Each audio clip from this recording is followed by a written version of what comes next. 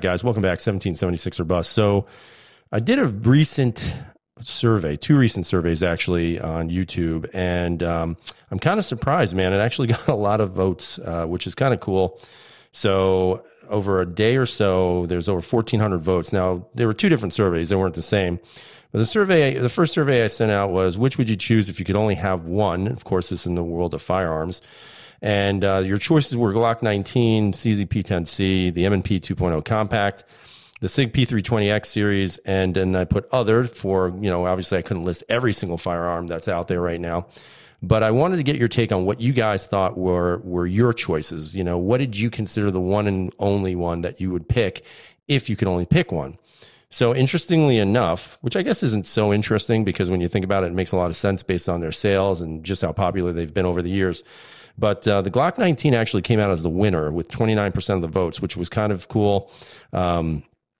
People back and forth mentioning their own type of guns, especially when it came with other. And, it's interesting because the second runner-up to this, or the next runner-up, was actually the SIG P320X series. So I think that shows that SIG has come a long way to really getting a lot of that customer respect back. Some might disagree with that, but I think they really have done a nice job, especially with the modularity of their system. And I think that's pretty huge. So you can see that just based on 808 votes, 22% of them voted on that SIG P320X series. So that kind of gives you an idea of the popularity that gun is actually really enjoying now. The third place on this list is actually the CZ P10C, which, it's interesting too, because I don't think the P10C is the best striker-fired handgun. I mean, the trigger's really good. It's super easy to shoot. Just not really overall, I think, satisfied with the quality of it. I think it just rattles a little bit too much, a little bit loose in regards to the tolerances. But the P10C isn't a bad gun. I mean, I still have one here, and it shoots really well. But it was surprising to see that actually come into third place, especially it beating out the M&P.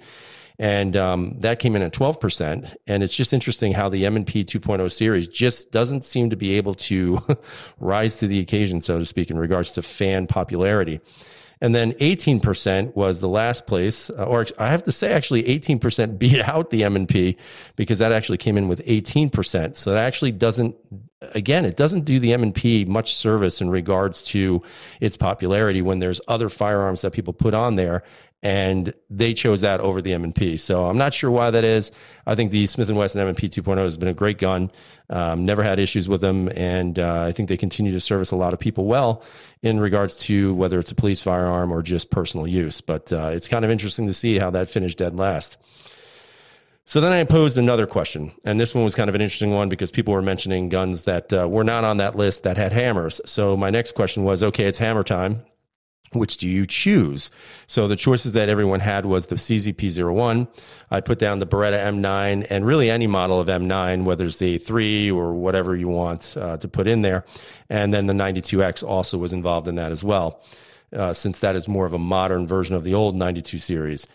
I also put in there the P07, P09. I figured, what's really the difference? One's bigger, one's longer. Other than that, it's pretty much the same gun. And then, of course, the SIG P229, 226, which is very similar to the reasons why I put the P07 and the P09 together. And then the final one I put in there is 1911 and 2011. So, yeah, there are some differences to the guns, but overall, the platform is pretty much the same. So that's why they're joined together. And I got to say, looking at it, there were 620, or right now, 631 votes that just actually tallied up. And I have to say, I'm not going to lie to you guys. I thought this was pretty interesting because I was thinking the P07 or at least the P01 was going to run away with this thing, and it is not the case. This is actually very close. So the first place finisher was actually the 1911, 2000 or 2011 platform. I'm kind of shocked by that one. I know that there's a lot of people that love 1911s, especially with the new 2011s that are double stacked, great guns, excellent triggers, all that jazz. But really shocked that at 24% out of 631 votes, 24% of you voted for it. So that shows that platform is still popular and probably growing in popularity, especially with the more modern 2011s that have been coming out. In second place, it's actually a tie, which is kind of interesting too, because you have the SIG 229, 226, and it's tied with the CZ P01. And I'm kind of shocked by that. I thought the P01 was absolutely going to dominate the 229. But again, SIG just happens to have a loyal fan base.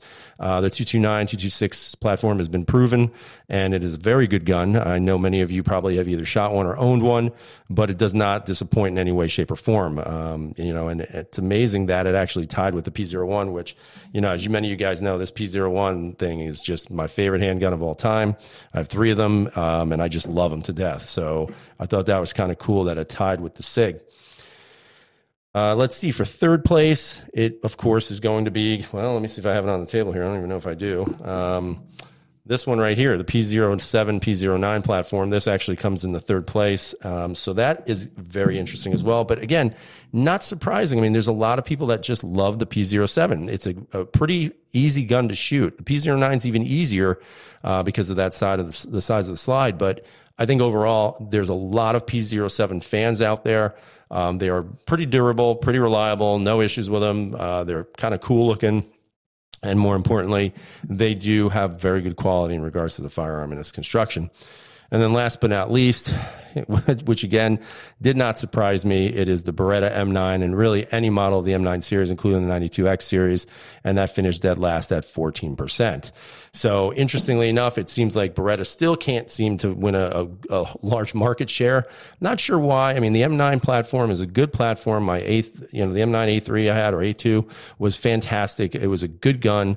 I had a 90-X or 90-2. That was right, 90-2. And also the Ghost gun. They're fantastic guns. They shoot well. But I don't know. Maybe they're just kind of, I guess, stale maybe in the design, although a lot of people like that the barrel is not covered by the slide. Some people like it, some people don't. But maybe there's an issue of modernness, I guess, or something. Maybe it's just a little bit antiquated for what people want, although that may not be true. And I'm probably really pissing off Beretta fans right now, but that's how it is. And, I just think for now, it's pretty cool to see how these turned out and what the interests are for people, and I refresh them every day to see how they're doing. And the numbers are pretty set. I mean, this is what they are. I don't see it turning around anytime soon because of the fact that you've had so many votes from people. So just wanted to share that with you guys and let you know, tell you what actually came out of the survey, because it is pretty cool. But let me know down below what you guys think. Like, what are your favorites? I mean, is there something that was missed here, something that we're not seeing, or, is it true? I mean, do you really think that this is actually a good kind of presentation or representation of the gun community and what their interests are? So leave those comments down below. Appreciate it. Thumbs up. And if you haven't subscribed, please subscribe. Also, check out the Teespring shop. 1776 or bust Teespring shop. Somehow I don't have a link on anything. I don't know how, but I'm figuring it out. But there are some cool items there for you guys. If you choose to buy them, that would be great. It does help the channel.